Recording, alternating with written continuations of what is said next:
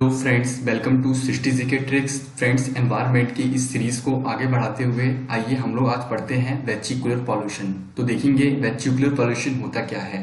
Friends, आपको ये देखना है 2018 में ये क्वेश्चन आया हुआ है, तो ये एनवायरनमेंट आपके लिए काफी इंपॉर्टेंट हो जाता है। देखिए, वहनीय प्रदूषण क्या होता है, बहुत ही ध्यान से आपको देखना है। मैं आपको ये पूरा का पूरा बिना रटे आपको याद करा दूंगा।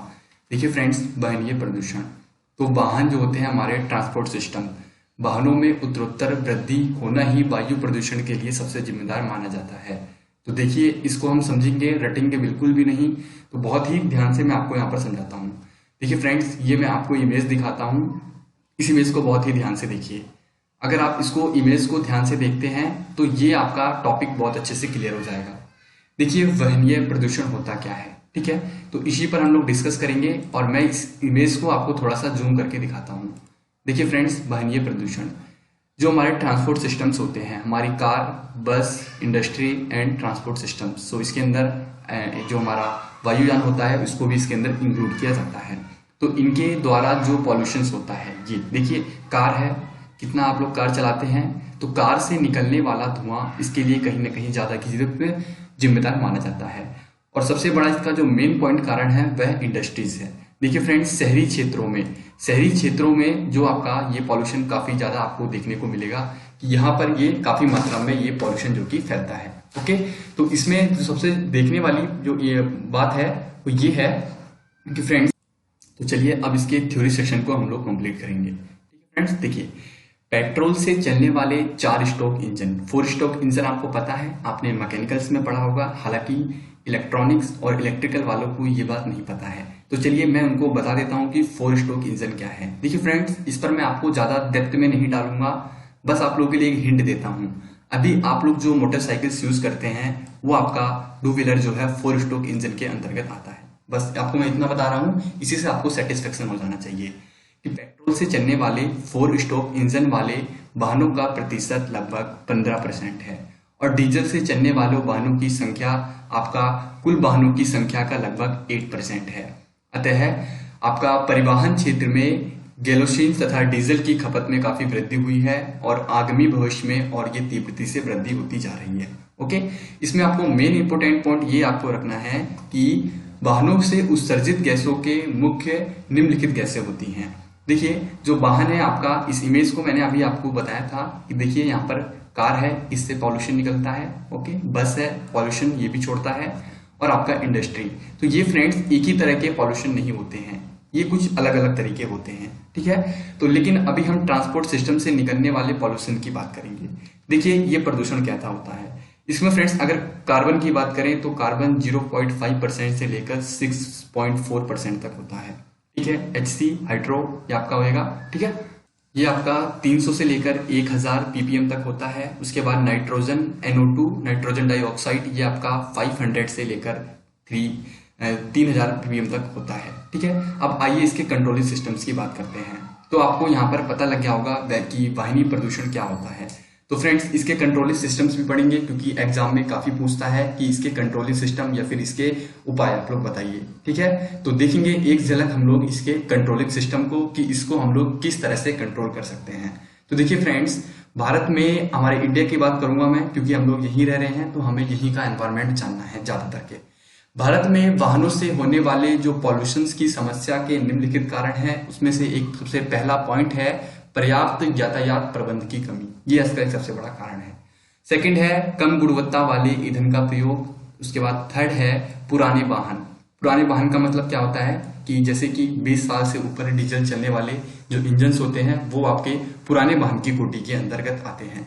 उसके बाद 4 पॉइंट है भीड़ एवं विभिन्न वाहनों का संयुक्त मिश्रण एवं प्रभाव। अब देखिए, आपको एग्जाम में इसी तरह से लिखना है। जब भी आपसे बोले कि इसके कंट्रोलिंग सिस्टम को लिखे तो आपको ABC पॉइंट बनाकर लिखने हैं। ओके, नंबरिंग्स में नहीं करना है, ABC इस तरह से आप करेंगे तो आपको 100% आपको एग्जाम में अच्छा रिजल्ट मिलेगा। तो चलिए फ्रेंड्स, इसके कुछ इंपोर्टेंट घटक देख लेते हैं। तो देखिए, वाहनों से होने वाले प्रदूषण को नियंत्रण करने हेतु महत्वपूर्ण आवश्यकताएं निम्नलिखित है, ठीक है। ये आपका फ्रेंड्स निम्नलिखित है। ओके, आप इसको बे में समझ लेना। देखिए कौन कौन से पॉइंट्स हैं, तो एक एक पॉइंट्स को हम लोग डिस्कस करेंगे। फ्रेंड्स, पहला पॉइंट आता है स्वचालित। स्वचालित को इंग्लिश में बोलते हैं ऑटोमेटिक। तो ऑटोमेटिक आप लोग यहाँ पर याद रखेंगे। इंग्लिश वालों की तो थ्योरी मैं मानता हूँ उनको ज्यादा कुछ नहीं मिल पाता है, तो वो सिर्फ समझ लीजिए। तो ऑटोमेटिक वाहनों की तकनीकी में सुधार करना, यानी कि जो खुद से इंजन चलते हैं उसको आप लोग थोड़ा सा उसको ये चाहिए कि उसको थोड़ा मैन्युफैक्चर किया जाए, उसको थोड़ा सा डेवलप किया जाए, क्योंकि स्वचालित जो इंजन होते हैं वह एक ही धुन पर चलते रहते हैं। उसको एक बार ऐसा उसको प्रोग्रामिंग कर दी जाती है, वह उसी प्रोग्रामिंग पर वर्क करते रहते हैं। तो उसको कम से कम मेंटेनेंस चाहिए, जिससे कि जो उसमें दिक्कतें आ रही हैं उसके जो कि निजाम पाया जा सके। उसके बाद आता है सेकंड पॉइंट है जन परिवहन व्यवस्थाओं में विकास एवं उसका सुधार करना।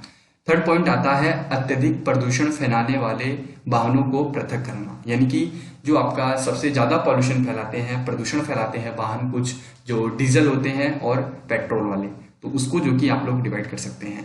उसके बाद आता है फोर्थ पॉइंट। तो फोर्थ पॉइंट है प्रयोग में लाए जा रहे वाहनों का विस्तृत निरीक्षण तथा प्रमाणन करना, यानी कि जो आप लोग ट्रांसपोर्ट सिस्टम्स को यूज करते हो, चाहे वो जेट एयरवेज हो, चाहे आपका बस हो, चाहे ट्रक हो, कोई भी हो, ठीक है, उसमें आप लोग को ये देखना है कि उसका कम से कम निरीक्षण करना और कम से कम उसका मेजरमेंट करना, ताकि ज्यादा से ज्यादा आप लोग पॉल्यूशन को यहाँ पर रोक सके।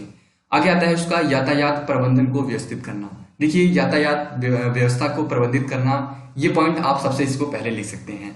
अगर आप इस पॉइंट को सबसे ब्लॉक में बनाकर अगर आप लिखते हैं तो एग्जामिनर आपको अच्छे नंबर देगा, ठीक है, क्योंकि आपको अगर अच्छे पॉइंट्स आपके शुरू में ही मिल जाते हैं तो आपको एनवायरमेंट से नंबर लेने से कोई नहीं रोक सकता है। देखिए, यातायात प्रबंधन को व्यवस्थित सुव्यवस्थित करने का एक सीधा सीधा मकसद ये है कि कम से कम जो हम पब्लिक ट्रांसपोर्ट जो होता है, ठीक है, पर्सनल ट्रांसपोर्ट को कम करके पब्लिक ट्रांसपोर्ट का ज्यादा यूज किया जाए। सपोज दैट कि एक बस चलती है, उस बस में जाने वालों की संख्या कम है और काफी लोग वहां पर अपने ही साधन से जाना पसंद करते हैं, तो पब्लिक को ये चाहिए, वहां पर एक लॉ बना देना चाहिए कि जिससे कि अपने निजी वाहन को छोड़कर सब लोग अपने पब्लिक ट्रांसपोर्ट का यूज करें। तो इससे अपना कहीं ना कहीं आपका जो प्रदूषण है वह काफी हद तक कंट्रोल हो जाता है। उसके बाद आता है आपका छठा पॉइंट। फ्रेंड्स, छठा पॉइंट है कि ईंधन की गुणवत्ता में सुधार तथा स्वच्छता ईंधन का उपयोग करना। तो देखिए, ईंधन की गुणवत्ता में सुधार का मतलब ये है, जो भी आप लिक्विड फॉर्म का जो भी ईंधन यूज करते हैं, पेट्रोल हो चाहे डीजल हो, तो इसमें आपको कम से अच्छी क्वालिटी का इसके अंदर ईंधन यूज करना। कई बार होता क्या है, कुछ पेट्रोल्स ऐसे होते हैं जिसको 4 स्ट्रोक या 2 स्ट्रोक इंजन के अंदर अगर यूज किया जाता है तो वह एवरेज कम देता है। तो ऐसा आपका गुणवत्ता का आपका डीजल होना चाहिए या फिर ईंधन होना चाहिए, जिससे कि आपकी जो मैकेनिकल टर्म है वह अच्छे से यूज हो सके और कम से कम पॉल्यूशन वो दे।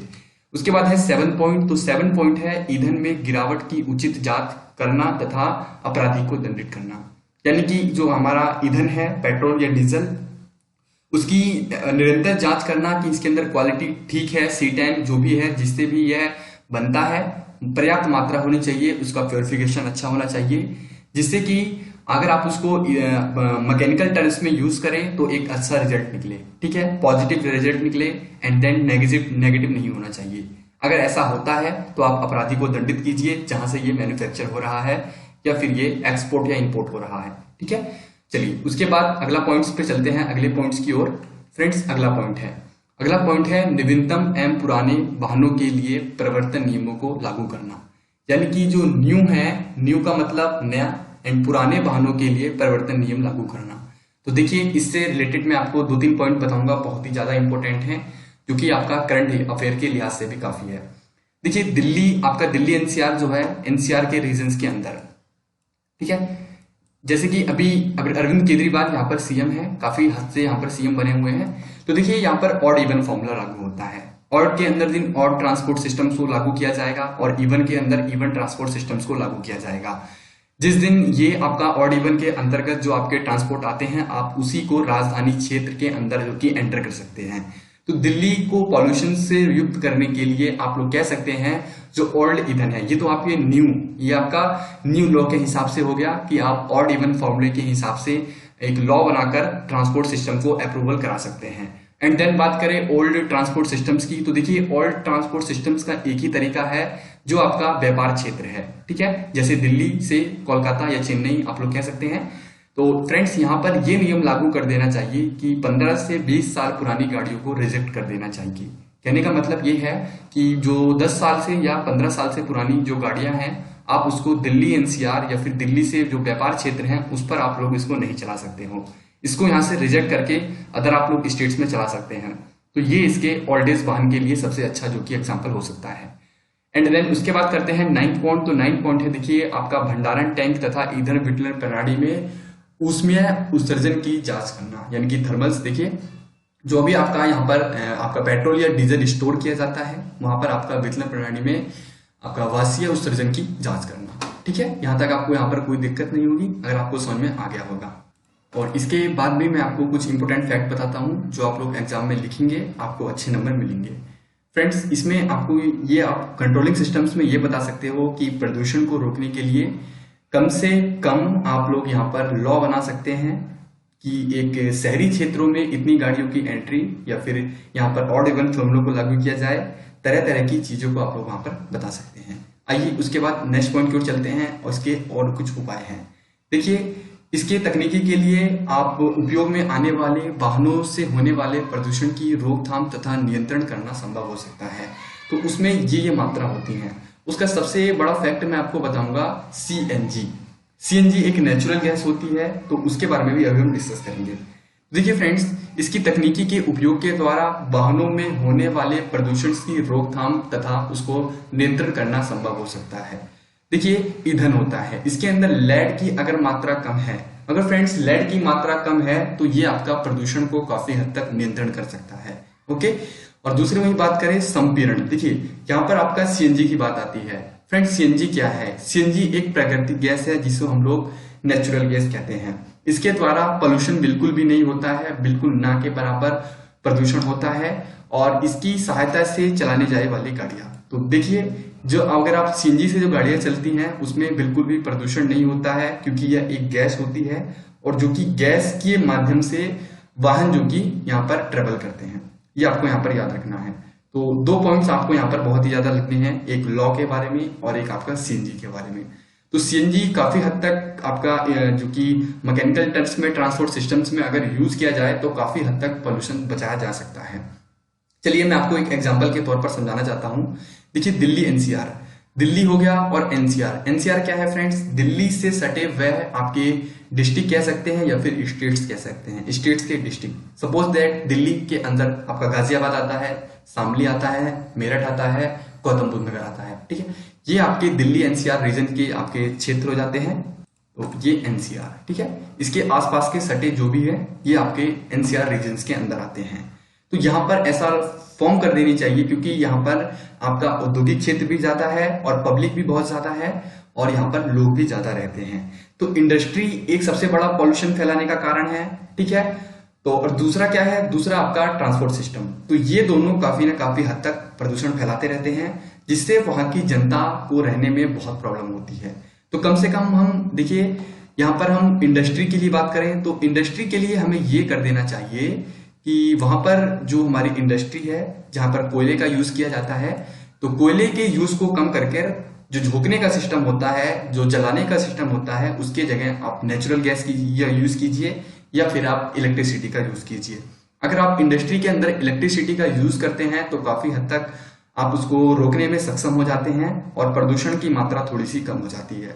ओके, और वही बात करें ट्रांसपोर्ट सिस्टम की, तो देखिए एनसीआर रीजन्स के अंदर या फिर उपभोक्ता बाजार के अंदर जो भी आपके महानगर आते हैं, जैसे मुंबई हो गया, दिल्ली हो गया, चेन्नई हो गया, कोलकाता हो गया, हैदराबाद हो गया, यहाँ पर ये नियम लागू करना चाहिए कि यहाँ पर जो शहरी क्षेत्र के अंदर आपके सीएनजी से चलने वाली गाड़ियों को अलाउ करना है। ओके, बाहरी गाड़ियों को जो पेट्रोल डीजल की गाड़ियां हैं उसको आप लोग बैन कर दीजिए। यहाँ से आपका प्रदूषण काफी हद तक आपका कंट्रोल हो जाएगा। तो फ्रेंड्स कमेंट करके बताएंगे कि आपको वीडियो कैसा लगा और आपको कितना समझ में आया। और एक इंपॉर्टेंट बात बताता हूँ आपको, अगर आप लोग इसकी लाइव क्लास करना चाहते हैं तो इसी वीडियो के नीचे कमेंट कीजिए और अपनी ब्रांच के साथ कमेंट कीजिए। अपना नाम मुझे कमेंट करना है, आपको कमेंट करके आपको यहाँ पर बताना है कि आप लाइव क्लास के लिए एग्री हैं, और आपको जो भी टाइम ठीक लगता है आप लोग टाइम यहाँ पर मेरे को कमेंट करके बताइए। अगर आपका अच्छे कमेंट्स इस पर आते हैं तो मैं इस क्लास को लाइव कर दूंगा, जिससे आपको बहुत ही ज्यादा अच्छे से समझ में आएगा। ठीक है, तो मैं आपका वेट करता हूं कि जितने ज्यादा कमेंट आएंगे उतनी ही अच्छी ये लाइव क्लास, इस क्लास को लाइव कर दूंगा, जिससे आप मुझसे सीधा बात कर सकते हैं, तो वहां पर आपको ज्यादा समझ में आएगा। आप लोग मुझसे बात कर सकते हैं, मैं आपसे बात कर सकता हूं और आपको और भी अच्छे से समझाऊंगा। तो आपको इस वीडियो के नीचे कमेंट करना है। कमेंट करके अगर आप लोग बताते हैं तो मैं आपकी जो कि ये क्लास को लाइव कर दूंगा। ओके फ्रेंड्स, तो चलिए फ्रेंड्स, वीडियो को लाइक करना है अगर आपको अच्छा लगता है और ज्यादा से ज्यादा वीडियो को शेयर कीजिए। और दूसरी बात, अगर आप इसका पीडीएफ लेना चाहते हैं तो आप लोग इस पर पॉलिटेक्निक स्टूडेंट्स ग्रुप में ऐड हो सकते हैं। और साथ ही साथ अगर आप किसी कॉम्पिटेटिव एग्जाम्स की तैयारी करना चाहते हैं तो आप हमसे जीके, जीएस और हिंदी और मैथ, ये रीजनिंग्स पढ़ने के लिए आप इस चैनल को सब्सक्राइब कर सकते हैं। तो चलिए friends, thank you for watching this video और तब तक के लिए बाय बाय, टेक केयर। फिर मिलेंगे एक नेक्स्ट सेशन में।